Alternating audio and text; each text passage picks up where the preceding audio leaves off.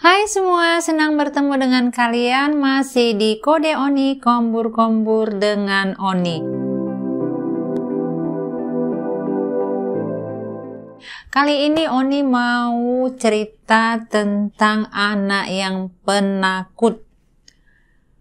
Kenapa anakmu menjadi penakut? Karena ditakut-takuti. Siapa yang menakut-nakuti? Siapa lagi kalau bukan kita orang tuanya. Tanpa kita sadari, sebenarnya kita yang membentuk, kita yang membuat anak kita itu menjadi penakut. Di sini harus dibedakan anak yang pemalu dengan yang penakut. Itu beda ya. Kalau anak yang pemalu itu masuk kepada karakter. Kalau anak penakut itu lebih kepada karena sering kita ancam-ancam. Jadi ada anak yang takut hantu, terus ada anak yang takut polisi, takut orang gila, takut dokter. Pokoknya macam-macam ketakutan-ketakutan lainnya yang tanpa kita sadari kita bentuk. Anak itu kan nggak ngerti konsep hantu itu bagaimana, bentuknya bagaimana. Tapi dia lihat orang tuanya atau orang di rumah itu kalau melihat film hantu, film horor itu berteriak-teriak, ketakutan. Dan itu yang terekam anak.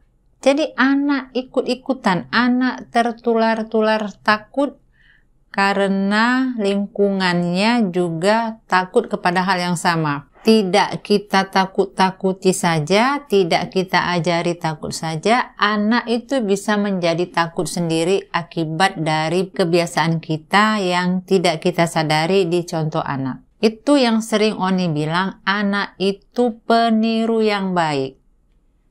Kita sebagai orang tua menjadi teladan. Oke, kita lanjut. Jadi anak yang penakut itu ada dua faktor. Satu, karena melihat, mendengar, merasakan sehingga meniru. Yang kedua, anak takut karena sering ditakut-takuti, sering diancam oleh orang tuanya, terlebih oleh mamanya, karena anak itu kan lebih banyak sama mamanya di rumah. Kalau seorang ibu mengancam anak itu sebenarnya kan bukan dengan niat supaya anaknya celaka, itu enggak lah ya. Maksud mama tadi mengancam anak supaya anaknya itu lebih nurut, supaya anaknya itu bisa dalam kendali dia. Jadi kalau misalnya dia malas makan, kalau nggak kau habiskan nasimu, kalau mau ke rumah opung kau nggak ikut. Itu maksudnya supaya anaknya mau makan. Kalau misalnya anaknya pelit, tidak mau berbagi permainan, mamanya suka bilang, kalau nggak mau bagi main sama temannya, nanti mama buang. Itu mengancam. Maksud tujuan mamanya baik supaya anaknya jangan pelit, supaya anaknya mau berbagi, tetapi caranya dengan mengancam. Itu nggak baik. Jadi anak itu terbiasa melakukan sesuatu itu karena diancam. Selalu ada kata-kata awas. Nanti kau diculik, awas nanti kau ditangkap orang gila. Pokoknya selalu ada ancaman. Nah, sampai pada suatu saat nanti ancaman itu sudah tidak berlaku lagi, makanya mamanya akan membuat ancaman yang lebih tinggi lagi.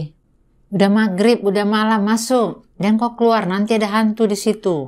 Maksud mamanya supaya anaknya jangan kelamaan main di luar. Sudah malam, masuk rumah. Jadi dia bilang nanti ada hantu. Nah, anak itu kan imajinasinya kuat. Jadi kalau kita menceritakan sesuatu yang indah, maka imajinasi anak akan membuat cerita kita itu lebih indah dari yang kita ceritakan. Begitu juga sebaliknya, kalau kita menceritakan sesuatu yang menakutkan, sesuatu yang mengerikan, maka imajinasi anak itu akan menggambarkan kengerian itu lebih dahsyat lagi daripada yang kita ceritakan. Semua ancaman-ancaman orang tua itu pada anak masih balita itu hanya bermanfaat untuk jangka pendek saja, untuk sesaat. Tetapi dampak buruknya itu berlangsung lama, bahkan sampai dia dewasa nanti. Trauma ketakutan akan hantu itu akan menempel di benaknya, akan nempel di otaknya secara permanen, padahal Dia tidak pernah lihat hantu dan dia tidak pernah kenal sama hantu. Ya sama seperti Oni, mungkin aku sampai sekarang sampai penasaran gimana sih bentuknya muka wajah si hantu itu. Jadi kepingin tahu bener. Dari kecil aku tidak diperkenalkan dengan konsep hantu.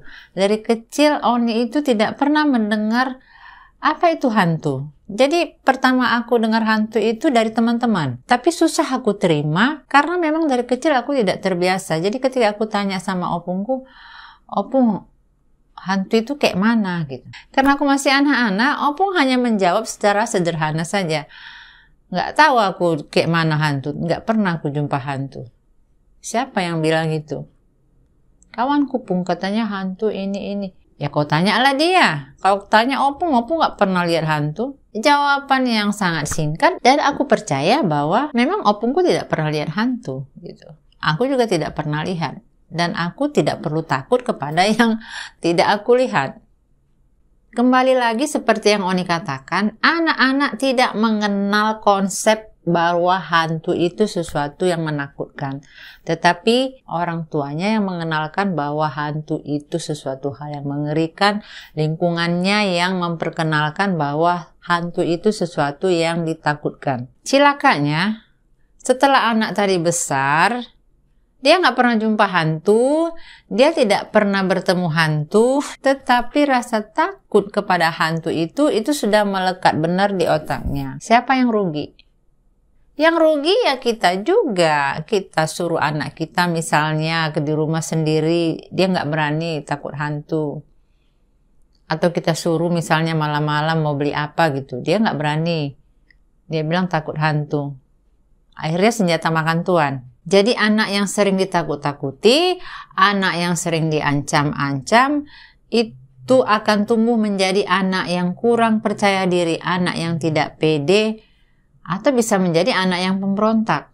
Pokoknya akibat dari ancaman tadi, anak menjadi tidak percaya diri atau anak menjadi pemberontak, itu sama-sama tidak menguntungkan. Itu merugikan anak dan merugikan kita orang tua. Jadi kayak mana Oni kalau anak kita sudah terlanjur takut? Nah, disinilah masalahnya. Lebih enak memang mengajarkan atau mendidik anak yang masih balita, yang belum pernah ditakut-takuti, untuk supaya tidak takut. Yang Oni bagi ini adalah pengalaman pribadi bagaimana Oni mengajarkan anak-anak supaya tidak takut. Anak-anakku itu tidak ada yang takut. Dari kecil mereka tidak penakut. Mereka tidak takut gelap karena sejak bayi Oni biasakan tidur di dalam gelap. Jadi kalau kami tidur itu lampu dimatikan. Jadi cahaya yang masuk itu hanya cahaya samar-samar dari lampu teras rumah. Tapi kalau kamar itu tertutup, tidak ada cahaya yang masuk, maka kami buat lampu tidur setemara mungkin. Kemudian membiasakan anak itu tidur sendiri sejak dia umur 2 tahun. Dia sudah pisah kamar, pelan-pelan. Pintu kamar kami terbuka, pintu kamar anak juga terbuka. Jadi kalau misalnya dia terbangun, sesekali dia datang dan tidur bersama kami. Tapi itu sesekali. Kalau misalnya tiba-tiba malam mati lampu, dia tidak menjerit.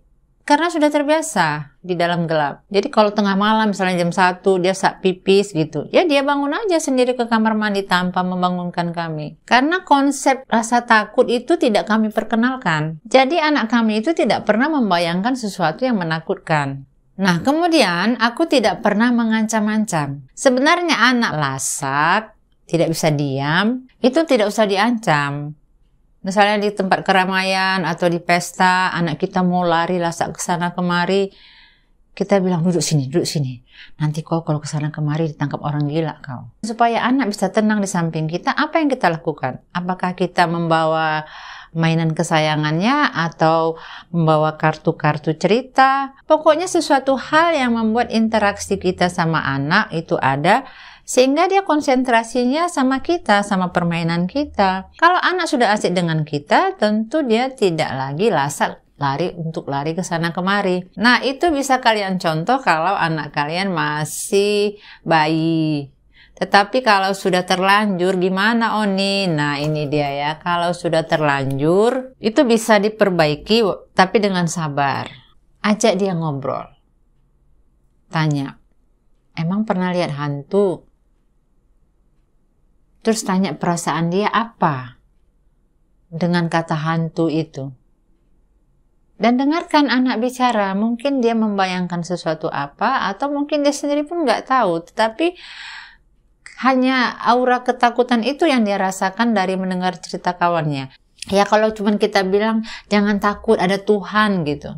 Ya jawaban itu tidak serta-merta menghilangkan rasa takut anak. Ya dilihat anaknya juga, dilihat usianya. Berbeda anak usia 5 tahun dengan 10 tahun, 12 tahun, pengertian soal hantu itu kan cara menjelaskannya berbeda. Kalau anak menyatakan perasaannya akan ketakutannya dengan hantu, reaksi kita jangan terlampau berlebihan dengan mengatakan, nggak ada itu hantu. Kalau dengan gaya begitu, kita seperti tidak mempercayai dia, sementara dia dalam keadaan takut. Lebih baik kita mengatakan, kau aman di sini. Selama ada mama, ada bapak, kau aman.